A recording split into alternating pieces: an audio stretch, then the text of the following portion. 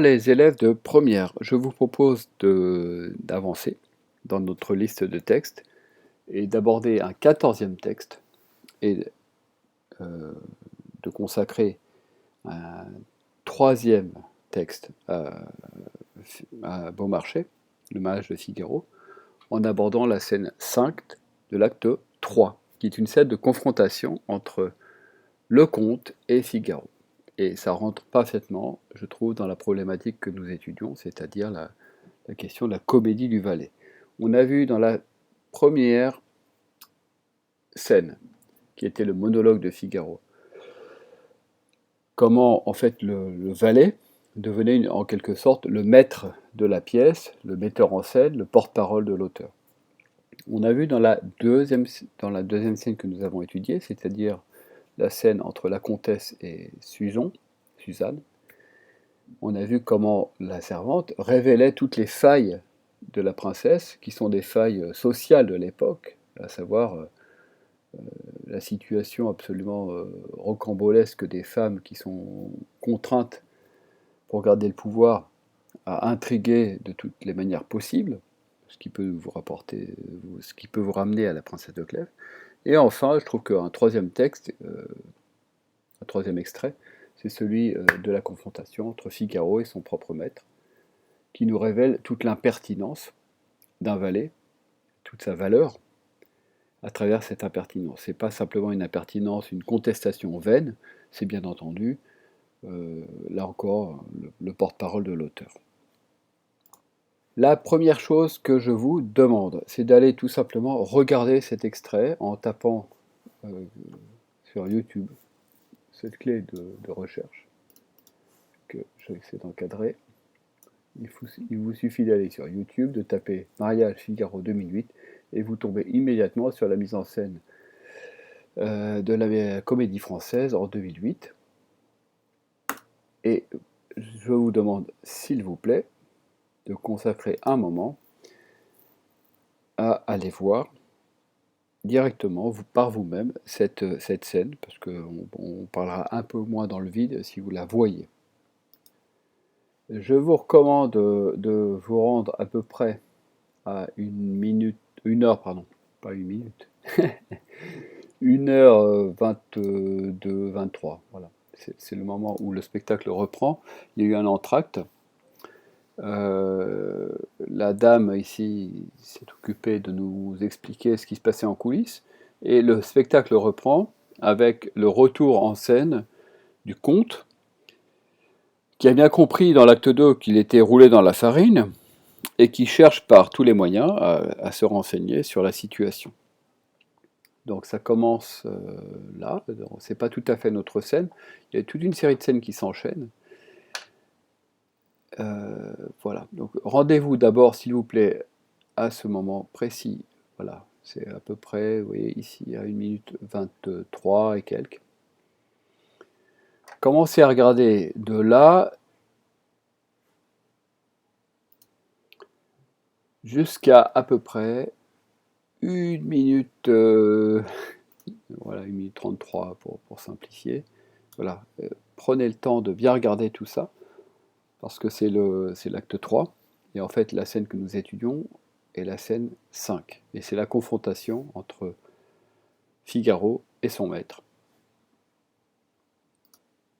La scène est assez longue, donc ce que je vous propose, c'est de couper après la grande tirade célébrissime de Figaro, qui se moque des Anglais, et qui en même temps montre toute sa verve, tout son brio, toute sa capacité à parler, à ironiser, à, à faire rire le spectateur, à la fois par son esprit et par son sens de la dérision. Chose que le conte n'arrive pas à faire. Le conte, lui, est dénué de dérision. Le conte est systématiquement dans son rôle de conte, dans son rôle de mari volage, obsédé par l'idée de séduire une servante, etc., etc. Donc évidemment, Figaro, dans cette scène, se révèle. L'extrait que je vous propose tient en 4 pages, c'est déjà beaucoup. Vous voyez, tout ça. Mais je vois pas comment couper plus. Donc c'est pas plus mal parce que finalement, à l'oral, vous aurez plusieurs parties à traiter. Donc ce que je vous propose dans un premier temps, c'est de repérer ces différentes parties en commençant par lire ce texte et d'y chercher des étapes liées à la thématique abordée, ce dont les personnages parlent, le thème. Voilà. Donc je vais vous proposer un découpage. Je vous demande de repérer dans ce texte, si vous pouvez l'imprimer, c'est mieux, de repérer les étapes sur lesquelles on va s'appuyer pour faire l'analyse linéaire et surtout définir une problématique au préalable, chose que je vais vous demander tout de suite. Donc avant qu'on aille plus loin, je vous propose un petit rappel de la situation, ici même. Donc en fait, l'acte 1, c'était l'acte d'exposition, comme d'habitude. On révèle tous les tenants et les aboutissants du conflit entre le maître et le valet. Bien entendu, il y a des personnages secondaires, la comtesse, Suzanne, et tous les autres personnages secondaires qui, bien entendu, vont jouer un rôle prédominant, puisqu'il s'agit d'assurer ou pas le mariage de Figaro. Acte 2, on a vu que c'était tout un acte assez drôle, en fait, où la comtesse se joue de son mari. Il y a toute une série d'intrigues qui se combinent, des quiproquos, etc., etc. Et nous voici dans l'acte 3. C'est le moment où le comte essaie de reprendre la main. Il enquête sur ce qui se passe réellement. Il y a un procès qui finalement va aboutir à une révélation, c'est-à-dire qu'en fait on apprend que Figaro est le fils de Marceline et de Bartholo. Et donc on est nous autres là au moment de cette scène, on est au tout début de l'acte où en fait le comte essaie de se renseigner sur les raisons pour lesquelles Figaro a avoué, alors que c'est pas vrai, mais il a prétendu avouer avoir sauté de la fenêtre. Il a, il a embobiné son maître, quoi. Et toute la question est de savoir comment le comte va ou pas savoir ce qui se passe dans la tête du valet. Alors évidemment, cet acte troisième met en scène un tribunal assez drôle, où Marceline va réclamer ses droits sur Figaro. On a toute une scène où il se questionne sur le moindre détail des engagements, des mots, etc., etc. Alors, il y a toute une série de scènes qui s'enchaînent. En fait, c'est très rapide. Vous voyez que la scène 1, en fait, est très courte. On compte les scènes, non pas en longueur, mais en nombre de personnages qui entrent ou qui sortent. Vous voyez que la scène 1, c'est le comte et Pédrille. C'est très court. Le comte seul qui pose une question. Hop, Pédrille revient. Donc déjà, ça fait 3 scènes. Et puis on aboutit à un monologue, la scène 4, où le comte se demande à quel point il est manipulé par les autres. C'est d'ailleurs assez drôle, le public à ce moment-là rit assez fort. Le film échappe, cette réplique évidemment enfin, ce passage du monologue est particulièrement drôle. Et voilà la scène 5 que nous étudions, où en fait Figaro revient et puis il est confronté à son maître. Alors j'ai coupé, c'est-à-dire que c'est très long. Il y a toute une étape première où en fait Figaro et le comte se trouvent nez à nez. Figaro essaie de donner le change, il essaie de faire croire que tout va bien. Le comte, fou de jalousie, est attentif aux moindres détails. Il a entendu ce que disait Figaro, il le questionne, il essaie de tirer les verres du nez. Et puis il y a une réplique célèbre que j'affiche ici, c'est que Figaro semble d'un seul coup montrer tout son esprit en montrant à quel point il a compris le fond de la langue anglaise à travers l'expression God damn. Et c'est un moment où en fait le valet se montre drôle, ironique, beaucoup plus fin que son maître, qui lui est simplement dans la diplomatie pure, alors que son valet, bien entendu, se révèle sensible aux finesses de la langue.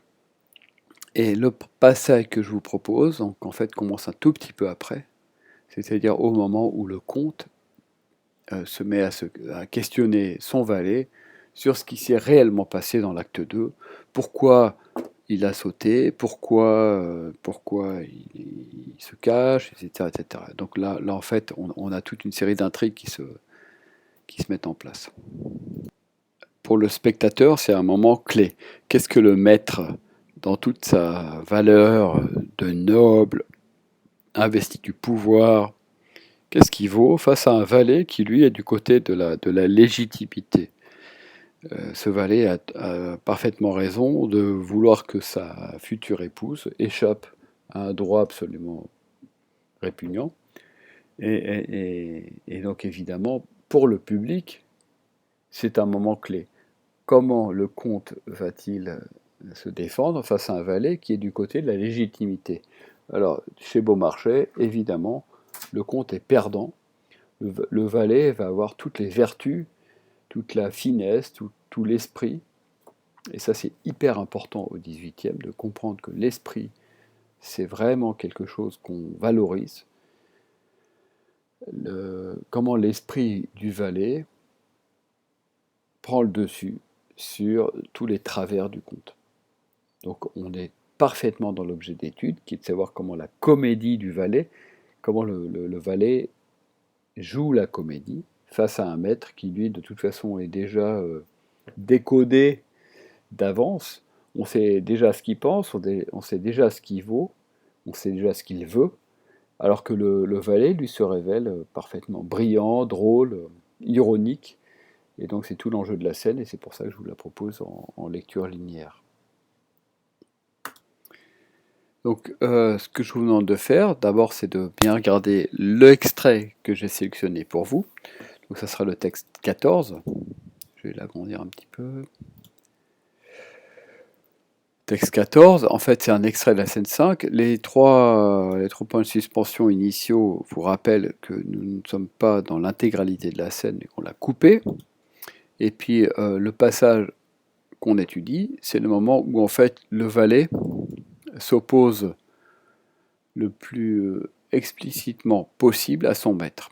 Et alors, il y a tout un jeu d'aparté qui se met en place pour le spectateur, et c'est particulièrement important à remarquer parce qu'évidemment, il y a vraiment un double jeu permanent sur la double énonciation. On s'adresse vraiment explicitement, directement au spectateur. On utilise le rôle du valet Figaro comme celui d'un personnage qui va révéler tous les travers de la noblesse. Un personnage qui s'affirme aussi dans son impertinence, et ça c'est particulièrement jouissif au XVIIIe siècle. Et voilà, donc le passage que je vous propose comporte 4 pages, comme vous voyez, avec une tirade où il fait la caricature de la politique, et puis une fin sur laquelle on ira probablement assez vite, où en fait le maître essaie de reprendre le dessus, mais il n'y arrive pas. Et puis donc cette conclusion sur laquelle on pourra revenir. Voilà, c'est le passage que je vous propose. Alors, comme ça fait un peu long déjà, ce que je vous propose dans un premier temps, c'est de définir une problématique. Le passage que j'ai sélectionné, en fait, je l'ai sélectionné parce que, dès le départ, se met en place tout un jeu d'aparté. C'est-à-dire que, très très très très clairement, dans ce passage, Beaumarchais joue sur vraiment 3 niveaux de parole. Il y a le comte qui parle à Figaro, il y a Figaro qui parle au comte, mais bien sûr, tout se joue dans le fait que chacun des deux personnages se met à parler directement au spectateur et qu'en fait tout le passage est là pour nous révéler l'hypocrisie du conte et l'authenticité de Beaumarchais. On est du côté de Figaro, pardon. On est bien entendu du côté de Figaro. Et tout se joue dans cette espèce de jeu absolument incroyable entre le- la double énonciation et l'énonciation entre les personnages. Je ne suis pas très clair, je reprends. Tout se joue dans le fait que les personnages se parlent l'un à l'autre et que, bien entendu, tout s'adresse directement au public et qu'en fait, Figaro, dans ce passage, devient le porte-parole, à tout point de vue, de Beaumarchais. Donc il faut identifier les différentes causes que Beaumarchais défend, les différentes euh, comment dire, les différentes choses insupportables qu'il dénonce en son temps. Figaro est là comme une sorte de porte-parole de l'auteur et en fait c'est cette problématique que j'aimerais vous voir définir. Donc ce que je vous demande là, c'est de définir une problématique claire qui me dirait comment Beaumarchais, point de suspension.